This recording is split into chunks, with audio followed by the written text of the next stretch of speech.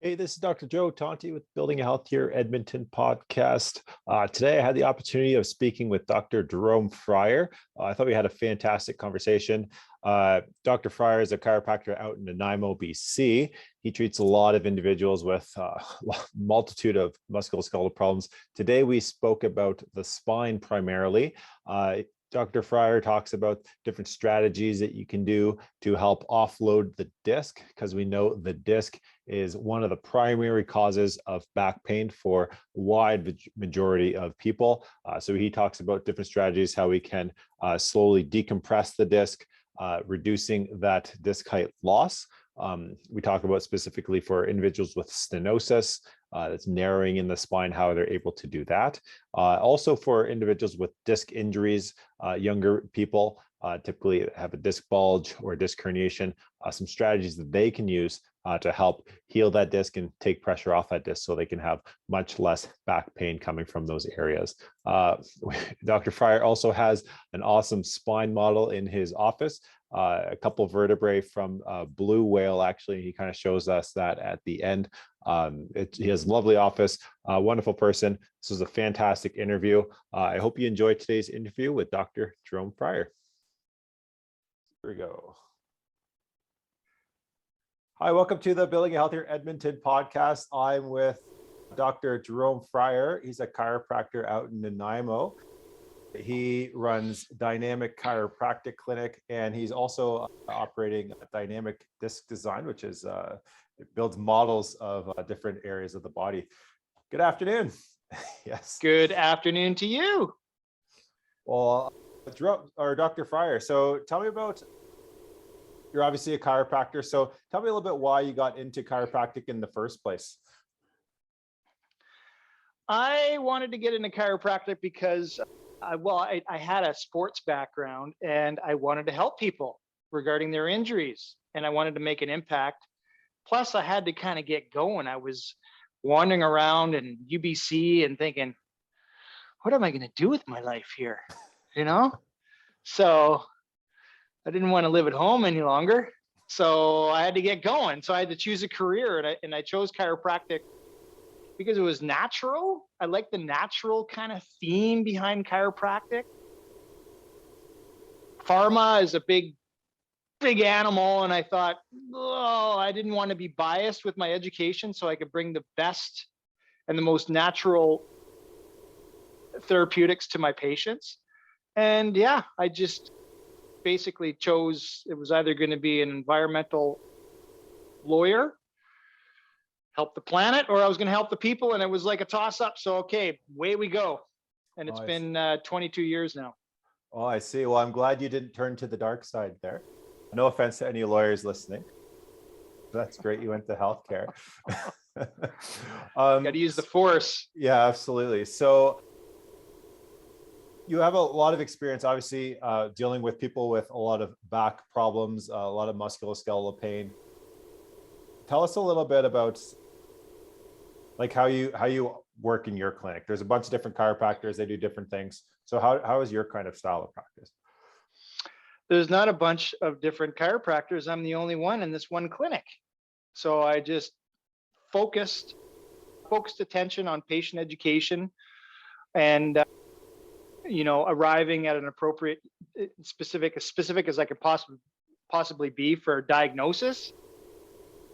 And then I just map out a therapeutic plan for that specific person, and everybody brings in their own little package of injuries and stress and right. So you have to be adaptable to each case. But around 2007, I started a research career too. And I started pushing with some research ideas I had. And a lot of the themes that came out of that research paper that was published in 2010 had to do with offloading. So often when we know there's a common theme with back pain. And it's, if you look at, the full population who has back pain, one of the most common themes is that you will find disc height loss. You will very likely, most probable, is that the disc in these people have lost some height. Okay.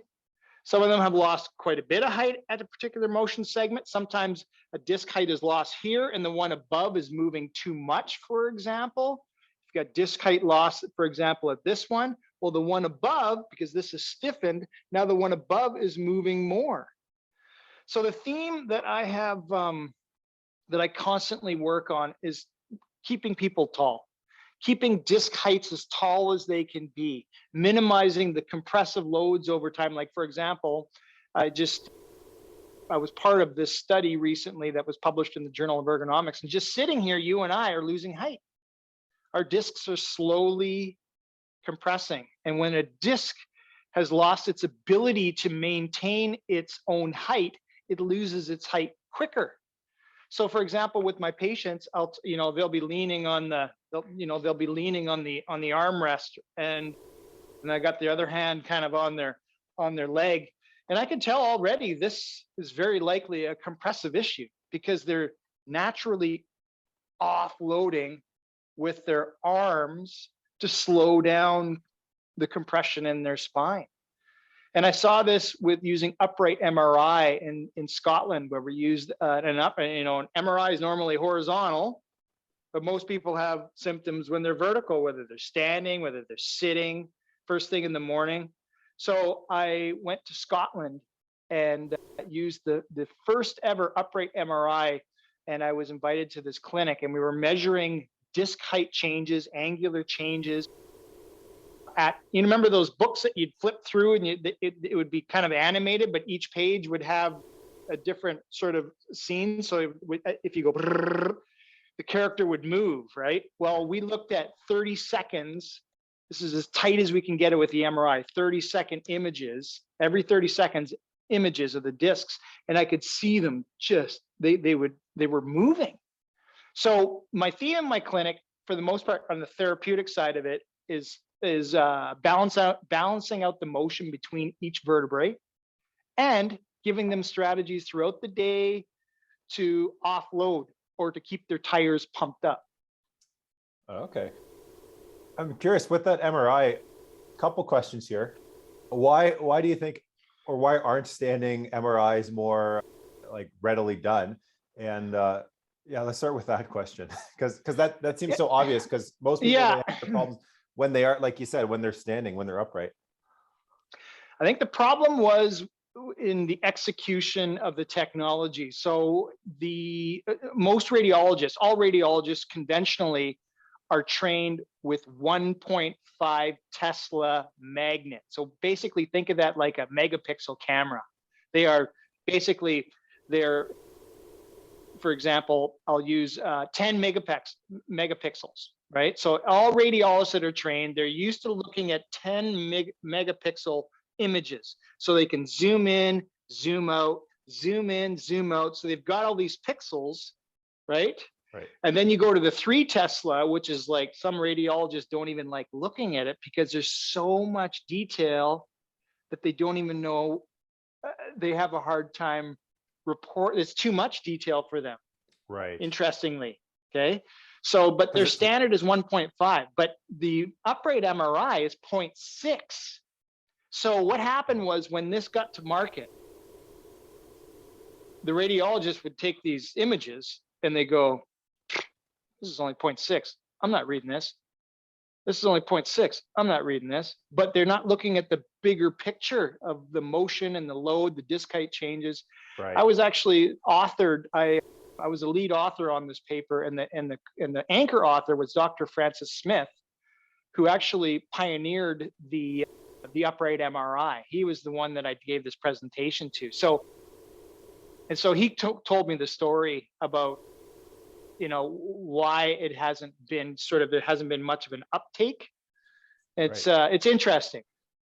Okay, so it has to do with, that makes sense. So if you're not used to seeing a certain image in a certain clarity, I suppose you could say you just wouldn't be used to reading it. So it'd be kind of like not as detailed, or so they just didn't do it. Yeah, exactly. They were like, there's not enough information here, and this is a poor quality study, right. They would think necessarily, right? So they would just dismiss it. So that was kind of That's kind of how it it didn't get sort of integrated.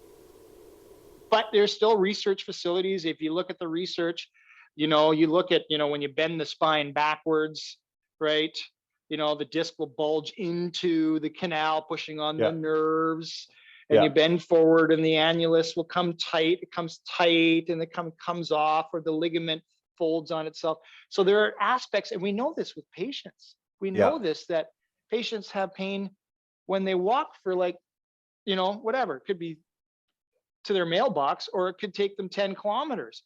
There is something going on that's different in there. And the models that I've created take that dynamic component into the equation, even if it's millimeters. When you are fractions of a millimeter of a rootlet, matters a lot. Yeah, that'd be make a huge impact on someone, even just slight movements. I see that. Well, obviously we both see that in practice. I'm curious, with these MRI studies, were they looking at disc heights in like a healthy population where they didn't have any pain, or are these in symptomatic people? Which studies are you talking about? So the one you mentioned where you had the functional, or the MRI did the 30-second intervals, and you. That was our study. So that's when I went to Scotland and we took who we could get. We actually went in the hospital, and we actually recruited nurses that had a break. And so for the most part, they were asymptomatic. And I didn't screen out previous back pain or anything like that. I was getting who I could, because it was kind of it's a pioneering study. Nobody had done that before, right? So it was to get some baselines around it.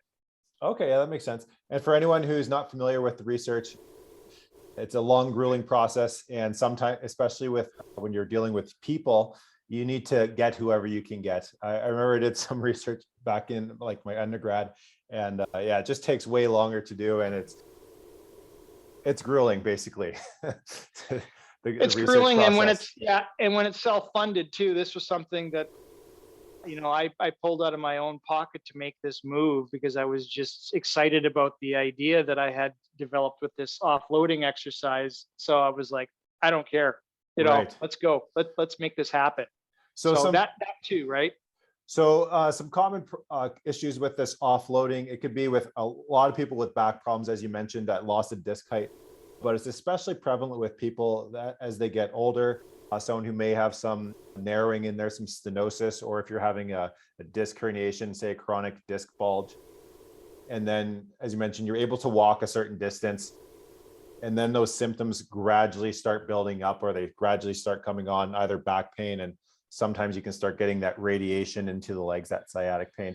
What are some strategies that you find useful for patients that are dealing with this kind of problem?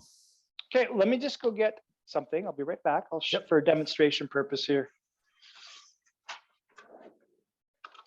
So if you're just listening to this, Dr. Fryer, he has some models that he's kind of illustrating. So you may want to check out the video if.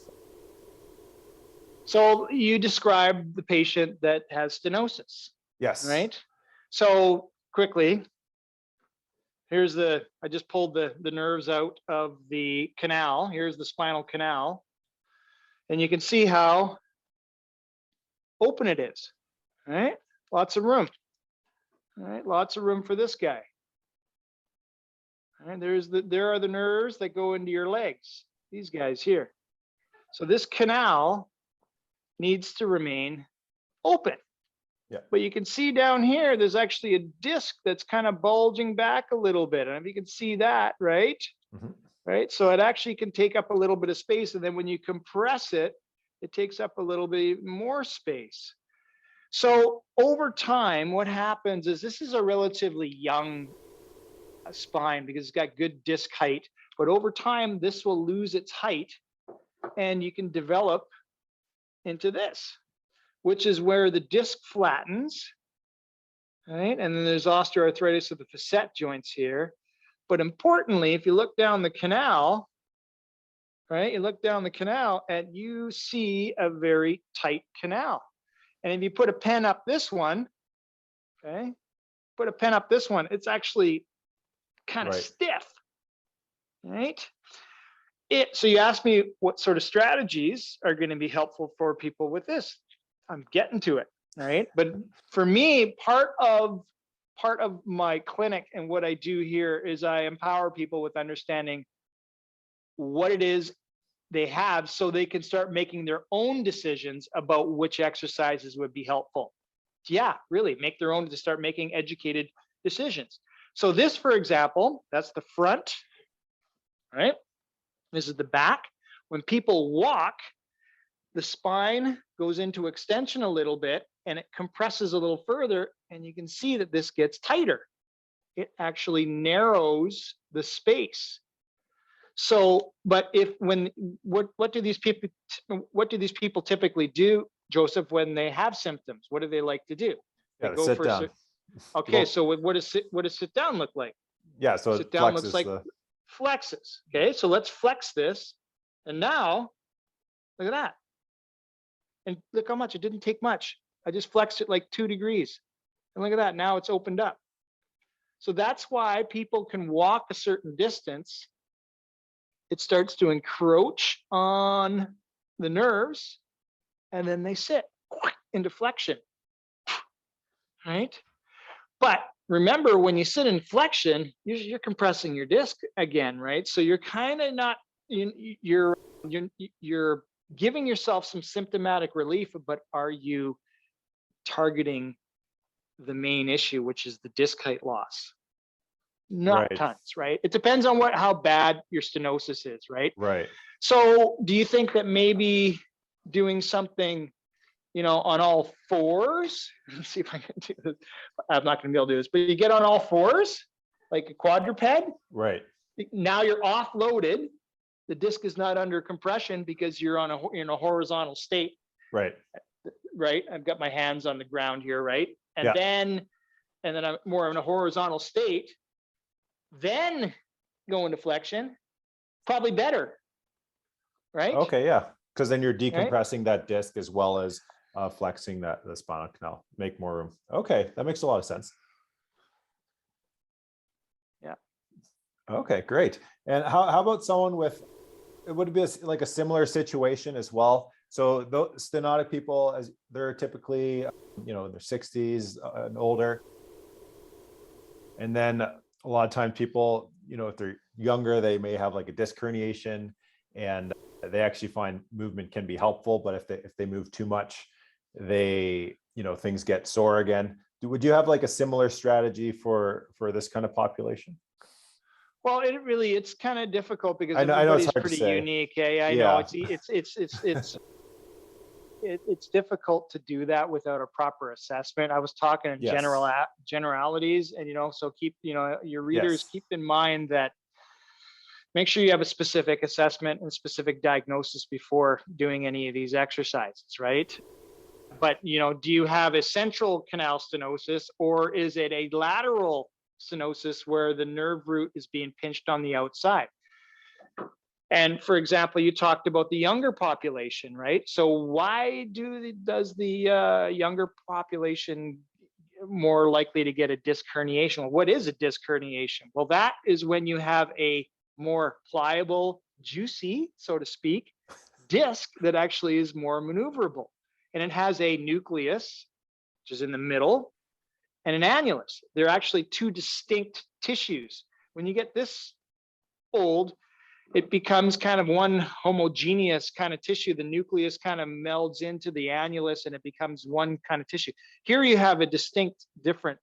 So when you bend forward, remember that, when some people would walk a certain distance and they'd feel better in flexion, but with these people, if they have this type of an injury where they have an annular fissure, which is like a little tear on the inside, bending forward will actually spread open that fissure and cause the nucleus to push posteriorly, like it'll actually come back, right? So that's not so good. I had a recent case, and there's certain, you hope that people are listening, right, when you talk and when you try to educate. The models help a lot, And I had a case. I haven't seen this guy too often. His back flares up. Maybe see him once a year or something, right? But he had done something to his back, and he was trying to stretch it out. He was a young guy, and he was like determined to stretch it out. Yeah. Yeah, blew his disc right out, right? Yeah. And I thought, did I fail with my education?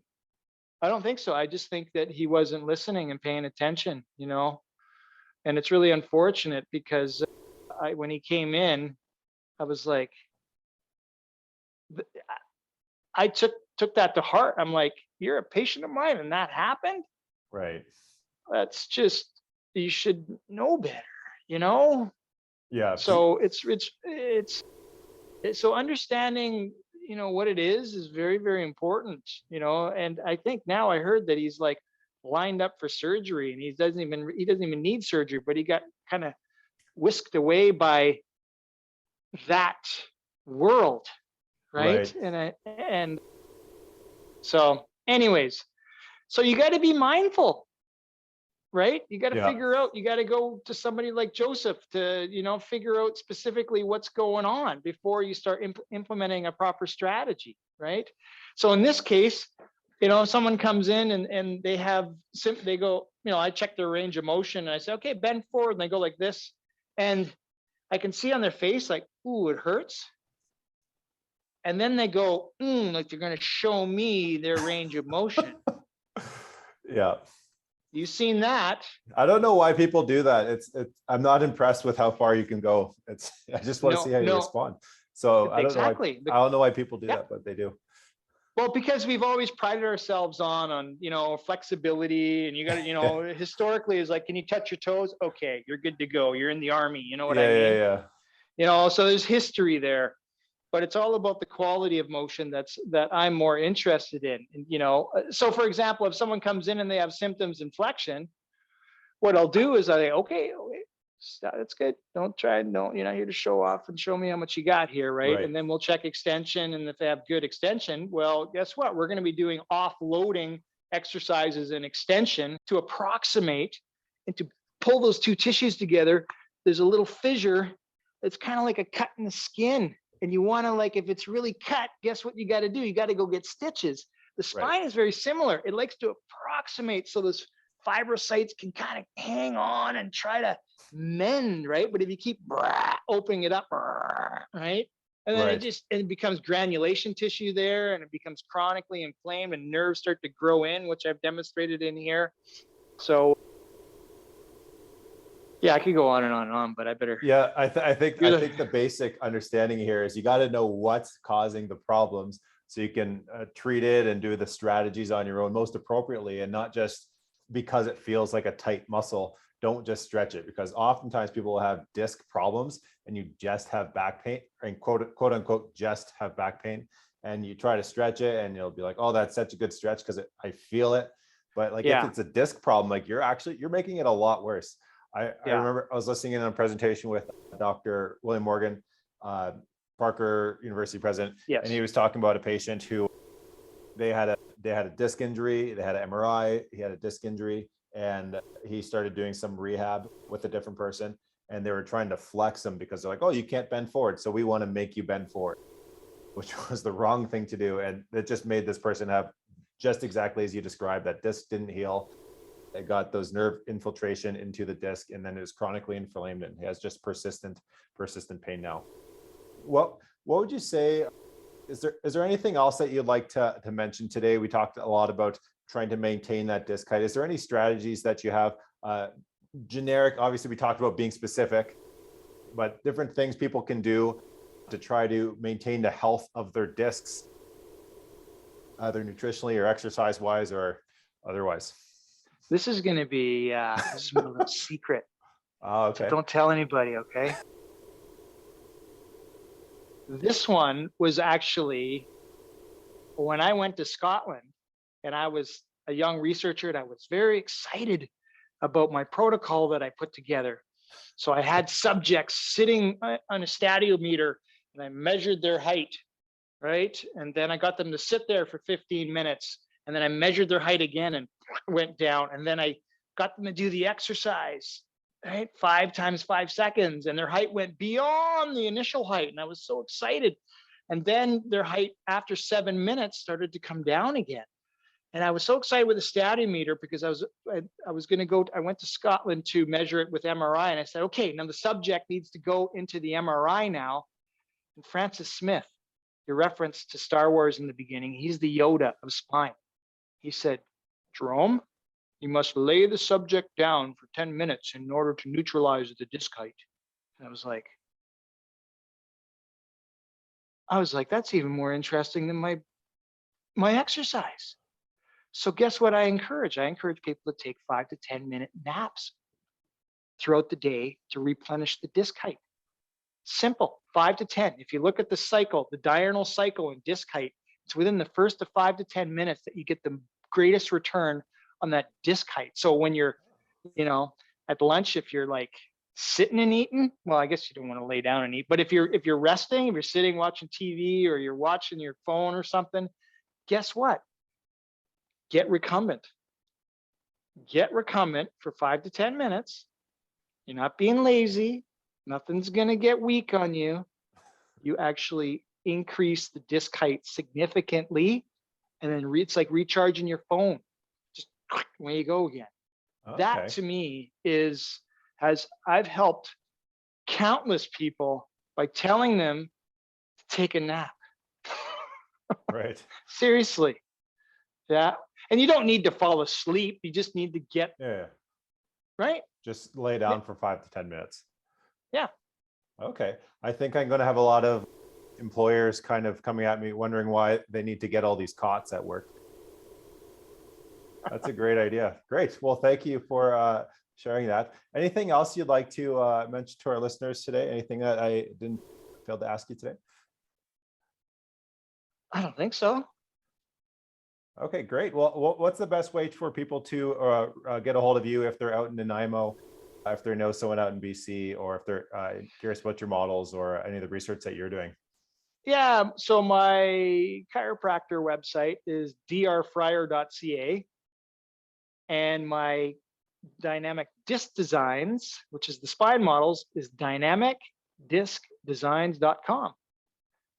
And I have some other websites that'll direct you to my research and all the testimonials from all over the world. Now these are being shipped all over the world because people are starting to really take notice on on the posture and the mechanics that really matter. Yeah, your models are awesome. I have one at the office here. I got to get a couple more, but yeah, they really help kind of illustrate, provide patients with that education so they know what's happening. These are much better than the crappy plastic ones. I mean the plastic ones that you see otherwise, because it actually has like a functional model to it, so you can see how everything actually changes dynamically. So I got one. You asked me if there's anything that I wanted to share. This. Anybody know what that is? That is a blue whale spine. Those are actual real vertebrae of a blue whale that were donated to me by a fisherman when I worked on the West Coast in Tofino and Ucluelet. And I strung them up. There's 11 of 56. So it's right beside my cabinet where I display my models to give people a proper scale comparison. So when they walk into the treatment room, yeah, that's suspended above them. That's pretty cool.